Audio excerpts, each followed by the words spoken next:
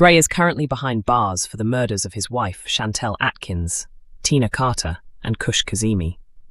At the same time, Ian ended up serving time in the very same prison after accidentally running over his son Jordan while driving under the influence. Although Ian's actions left Jordan in a wheelchair, Gray chose to form a friendship with him, but only because he had an ulterior motive. Gray came up with a scheme involving his grandmother Sheila, planning for her to take Jordan out of the country and bring him to Morocco so they could build a new life far away from his mother Chelsea. However, the plan collapsed when Kim and Denise followed Sheila to the airport and managed to prevent her from leaving with Jordan. During Thursday's episode, an enraged Gray accused Ian of warning Chelsea after she visited him behind bars. Ian denied revealing anything, but Gray refused to back down and continued threatening him while holding a letter opener. Gray told Ian, "You've done enough talking with your stupid mouth.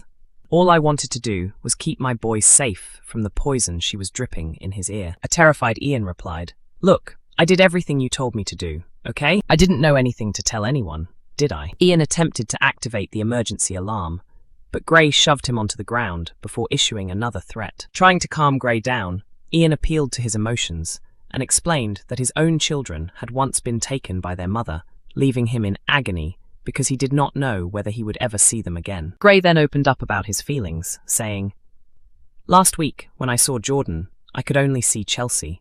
There was no part of me in him. Like she'd done it deliberately. I just wanted a chance with him." However, Ian provoked Gray further by pointing out, "Listen, if your grandmother had managed to take him, you'd still be inside. I mean, you'd have ripped away the only family Jordan knew. For what?" An increasingly furious Gray responded, "No, he's my boy, and his place is with me." Realizing that Gray was becoming more aggressive, Ian attempted to seize the blade from him. This sparked a violent struggle between the pair. While they wrestled over the weapon, Ian cried out, "No! No!" But in a shocking twist, it was Gray who ended up being stabbed.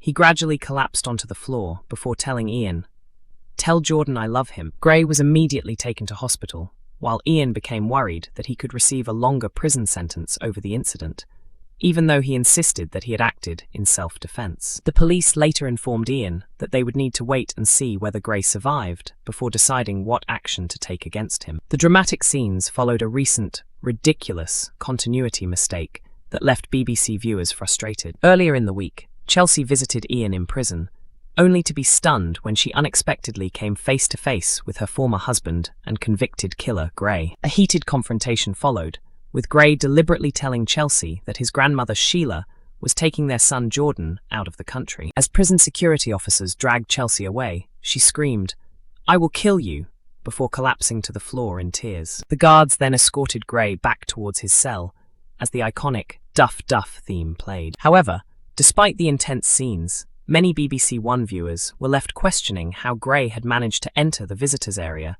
when nobody had apparently come to see him. Fans quickly took to X to express their disbelief. One viewer wrote, "Gray being allowed in the visitors room when he hasn't got anyone visiting him is just ridiculous." Another commented, "Never seen something so unrealistic in my life. I get it's a soap, but come on." A third viewer joked, "At this point, if you're going to make things this unrealistic, just bring Ronnie and Roxy back. Thanks." EastEnders, Denise faces half-brother bombshell that could save her life, but heartbreak looms. Denise Fox is facing one of the most difficult periods of her life in EastEnders, as her battle with acute myeloid leukemia takes a devastating turn.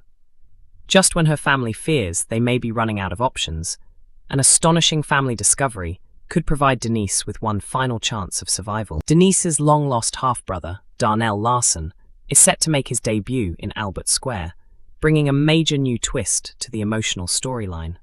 His arrival could ultimately prove crucial, as Denise's loved ones desperately search for a suitable stem cell donor who might be able to save her life. Earlier this month, it was confirmed that actor Christopher Colquhoun had joined the BBC soap to portray Darnell, Denise's previously unknown half-brother. His introduction comes at a particularly important moment, with Denise's health continuing to deteriorate. Denise was diagnosed with acute myeloid leukemia in May, leaving her family devastated. Since receiving the diagnosis, her loved ones have been determined to find a compatible donor. Unfortunately, the search has already suffered several setbacks. Denise's daughters, Chelsea Fox and Libby Fox, were previously tested, but were ruled out as suitable matches. With those options exhausted, the family must now look further afield. In upcoming episodes, Denise's relatives decide to take matters into their own hands by organising a donor drive at the community centre. They desperately hope that someone will come forward with the right match. However, the situation becomes even more alarming when Denise's condition suddenly worsens. Her health deteriorates to such an extent that doctors are forced to place her into a medically induced coma.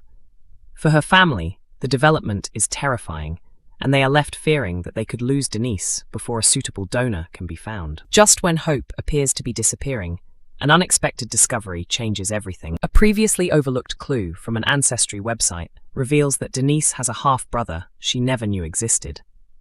The discovery immediately gives her family a potential new lead. Kim Fox and Jack Branning waste no time in trying to locate Darnell. They begin a frantic search, knowing that every moment could be critical for Denise. Eventually, they manage to track him down and arrange a meeting. However, Darnell has absolutely no idea why Denise's relatives are interested in finding him. Rather than immediately becoming suspicious, Darnell is fascinated by the discovery that he has a family connection he never knew about. Christopher Colquhoun has described his character as an open and trusting man who becomes excited about discovering a completely unknown side of his family. Darnell initially focuses on the family connection itself, rather than questioning the reason behind Kim and Jack's sudden interest in him.